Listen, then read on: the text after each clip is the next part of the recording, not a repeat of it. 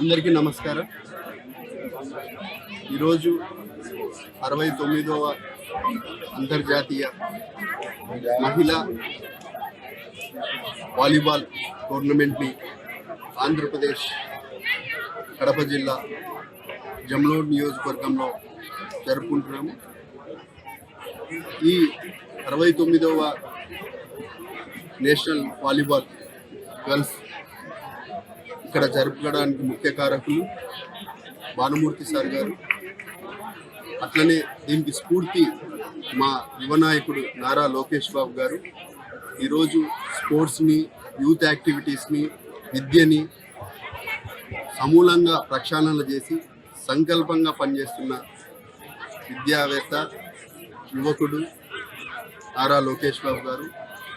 ఆ నారా లోకేష్ బాబు గారి స్ఫూర్తితోనే ఈరోజు మేము ఇక్కడ రూరల్ ఏరియా అయినా కూడా జమ్లోడు మున్సిపాలిటీ పరిధిలో ఛాలెంజింగ్గా తీసుకొని అక్రాస్ ద కంట్రీ అన్ని స్టేట్స్ నుంచి దాదాపు 30 టీములు రావడం జరిగింది.